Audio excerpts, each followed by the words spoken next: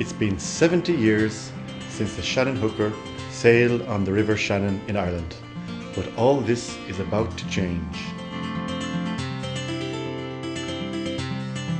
Through a shared vision to build and sail a traditional Shannon hooker, a small group of committed people have come together to form Seol Sionna. Using skills and methods that many had thought were gone and lost forever, a training program is now taking place in Querrin to build a traditional wooden boat, making our dream a reality.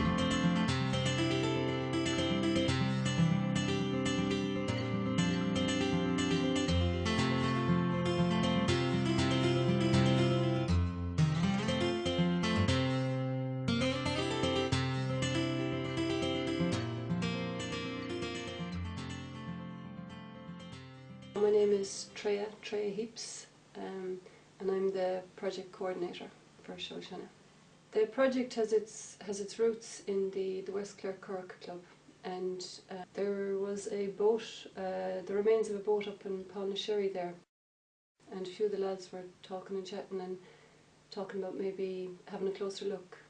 So groups of them got together on a few different Sundays there a couple of years ago, and started to dig the mud out, started to try and reveal her, and I guess what came out of that was that she was a turf cot. The turf cots we used to carry the turf out to the bigger keeled boats, rather like this one here, but a much bigger version that would be waiting in the deeper channels at the mouth of Sherry Bay.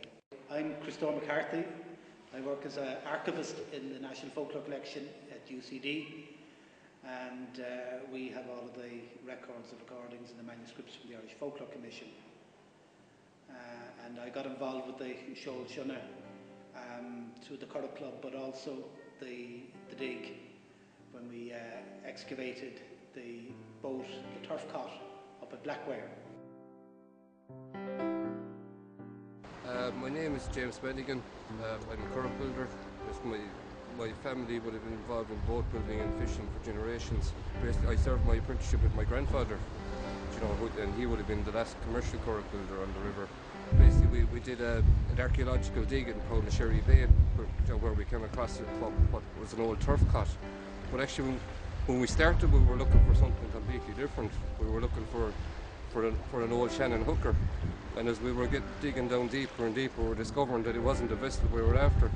We actually discovered something completely new. There's a design of craft that was kind of forgotten about, but a marvellous piece in its own right.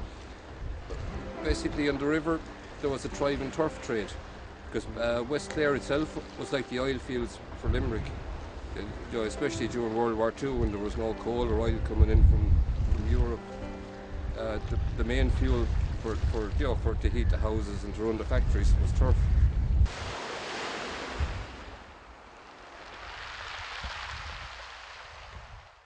From the conversations that used to take place after the dig in the pub, Garryhees in Maesta there,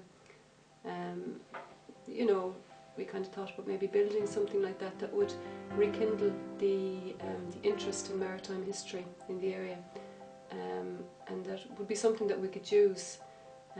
From that came the idea of a Shannon hooker, in that we wanted to build something that we could sail and we could use as a sail training. Well, we were very conscious of the fact that there are no surviving examples of the Shannon hooker today. So we've had to go on descriptions by people like Jim Power, Ned Griffin provided that account that Jim Power wrote about 1900. About his time growing up here in Querrin. And we've looked at a lot of pictorial records, photographs, and also paintings to get an idea of what the typical Shannon hooker looked like.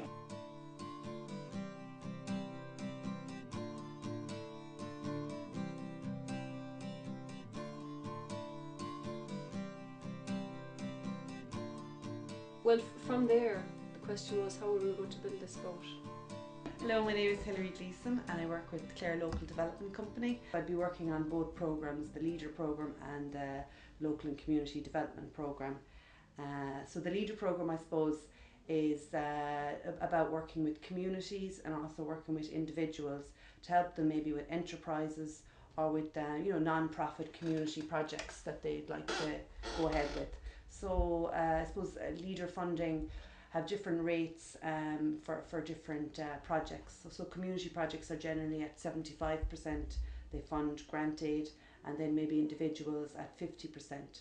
But then with training, like the Seol Sionna project, that would be now 100% funded because it was a training program, I suppose, to train people up in the tradition of boat building, hopefully with the intention of going on to employment. How do we do this? How do we build a boat?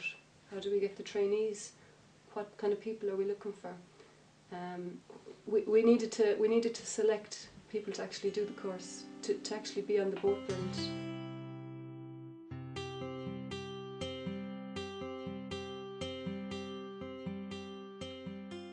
My name is Stephen Courage, and from Dublin, moved to Clare 5 years ago this August, and carpenter by trade, as I said, and got involved with the boat projects at the beginning.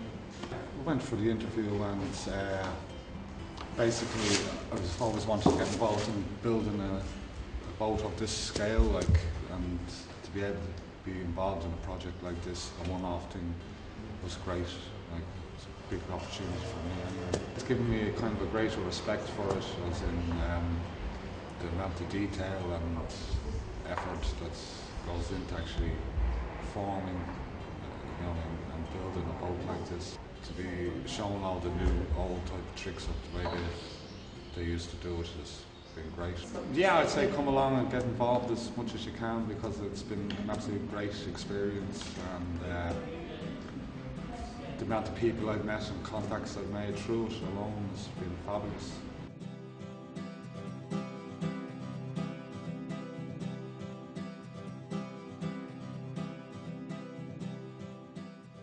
My name is Anne Potter, and I work as a window cleaner, and I'm very involved in the Cork Club, the West Clare Cork Club. I do race nearly every weekend during the summer, and row quite nearly 8-9 months of the year. I wasn't looking for any course at the time, and but it was actually 2 or 3 different friends from different directions actually heard about the course, and so they actually called me. I do an awful lot of rowing above in Connemara, and I've always admired the Galway hookers, love them, and so when they heard about the course, they were saying, oh gosh, you would really love to go and do this. So I've totally enjoyed it. I feel like I've learned loads, It's really, I can't actually say that anything really in particular stuck out. I think the whole package of it really is, I don't think there's anything that I could really say. I think it's working along with everybody and just being involved, and everybody, the lads being really patient with us, we'll pick up a drill or and that kind of stuff, and actually, and Steve being very confident in us getting stuck in there has been great as well, and so I think it's the whole thing really. I think I would like to go on if there was another project. I think I definitely would be interested in being involved in that as well, and each time you go on you learn something and you build from that, so yeah, I would. Steve Morris he's our shipwright. He's living in Moyasta. He works out of the boatyard down in Kilrush.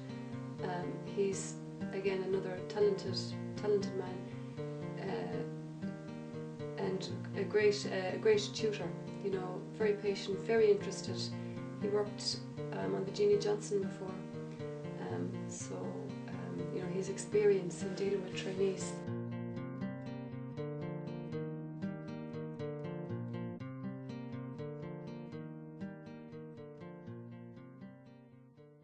Well, I have a great interest in wooden boats, traditional wooden boats. It's what every boat builder wants to be doing, I think, really, is building wooden boats. I was also very interested in the training side of it, in the chance to work with people and share a little bit of the knowledge that I've managed to gather together over the years. And I'm finding that very, very rewarding. A chance to give something back, I suppose, is what you could say.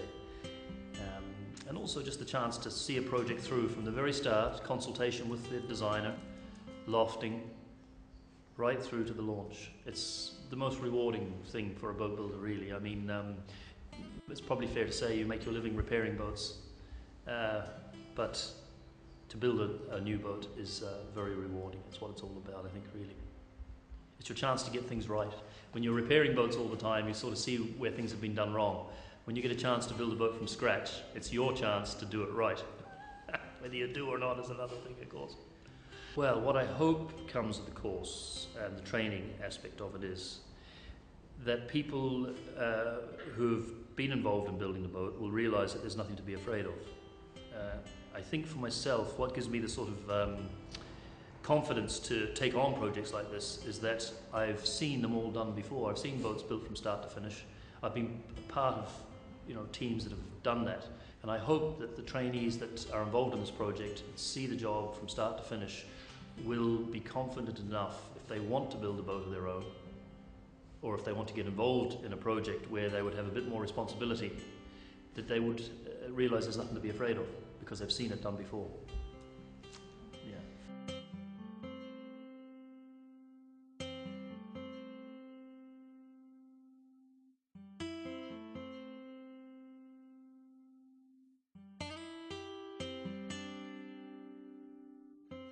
So the project has moved on an awful lot. So I think people that were here for the keel blessing, when they come in May to see the boat, they'll see a huge difference and get the idea that the project is definitely moving along and that it's not something that's going to drag on for too much longer. So their chance to watch a boat being built is getting smaller. Soon it'll be built.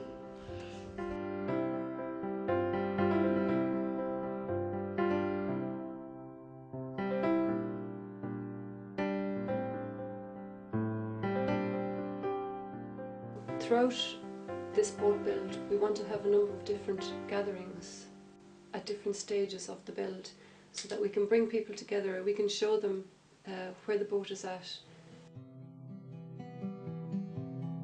Traditionally, the laying of the keel has been one of those points which you mark, and it happened as well that it was around Christmas time when there's lots of people around, so it was a great opportunity to bring people together. The ceremony was done by Father Johnny Collins, who would be Dixie's brother, and it was done in a very lovely way, and it was done with the local priests as well. And the idea is, as Steve Morris would have said on the day, just to give that extra nod, that extra help. We've looked after everything else, but there's always the things that we may not have that we can't control. So it's just that extra nod to the man above to say, let's keep us afloat. So that's it. This is a good place to start for learning about boats, learning good work practice, learning the standards that you need to work to do an acceptable repair. This is a great place to start, building this wooden boat.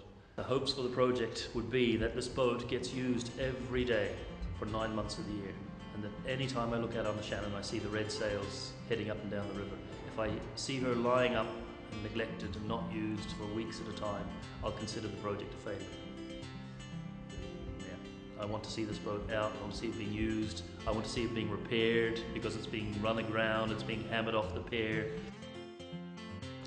I just want to see the boat being used, and I want to see lots of people sailing her, and I want to see her out there on the water. If that happens, then I'll consider the project a success.